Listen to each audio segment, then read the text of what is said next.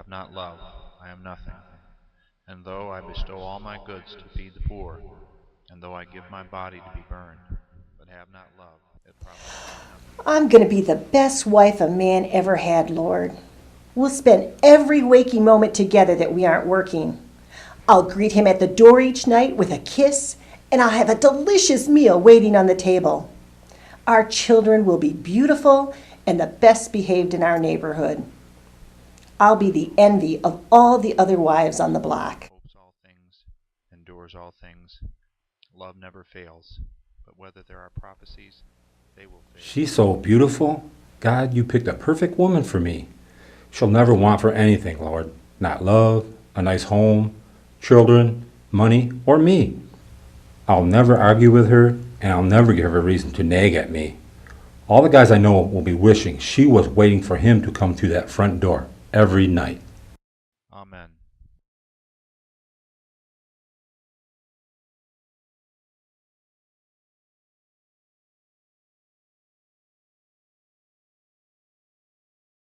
I can't believe he's late getting home again. Once again, he forgot to stop at the store for the bread, milk, and chocolate covered peanuts like I told him. I need that chocolate. Between the kids fighting and leaving their toys everywhere, the washer's yoo-hooey going on the fritz, and his mother's daily calls, I'm exhausted.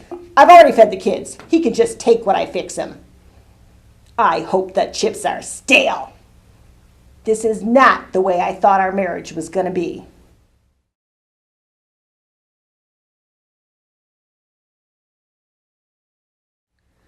Great. Another day, another silent treatment. She never has time to talk to me anymore. We never do anything together. I thought she was a perfect woman for me. Maybe we should talk to someone. I heard they're going to start some marriage ministry or something at the church. These chips are stale. This is not the way I thought my marriage was going to be.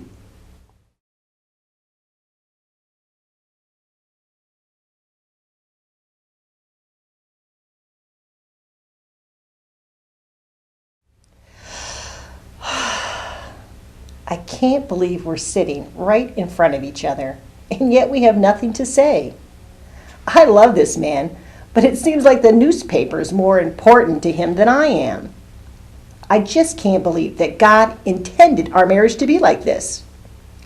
When we first were married, we couldn't get enough of each other, and there weren't enough hours in the day to spend together. We never got tired of dreaming about all the things we were going to accomplish. The kids are finally out of college. They say this is supposed to be the best times of our lives, and the only real time we spend together is at church. When I compare my marriage to some of my friends, we just don't seem to have weathered some of life's storms as well as they have. I should have taken their advice years ago and talked to one of those marriage ministry mentoring couples. Some one-on-one sharing would have probably made a world of difference in our relationship. What's going to happen when we retire? I wonder if it's too late.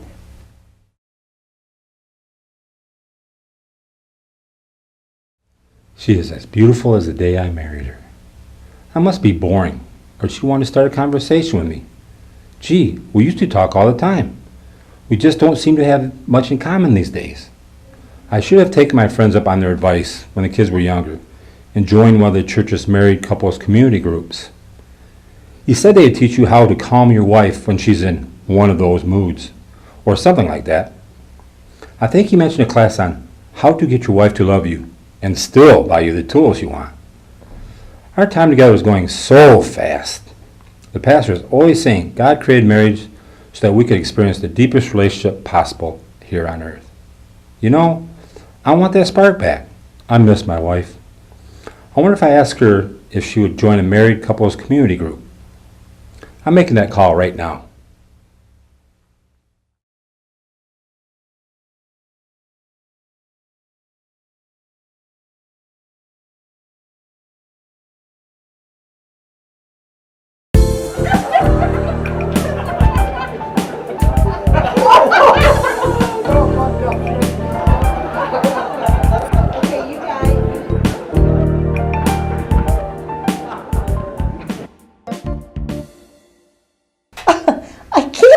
how much fun we're having together at this party. Thank you so much, Lord, for the way you've transformed our marriage. Forgive me for being willing to settle for less.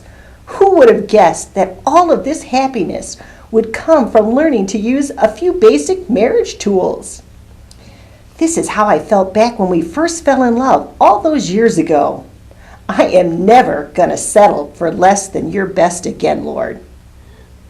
How could I have forgotten what made me fall in love with her? Thank you for guiding us to marriage ministry, Lord. I can't wait to get home to her each night so that we can spend more time together. Who knew we'd still have so much to say to each other after all these years? She's so beautiful. God, you picked the perfect woman for me.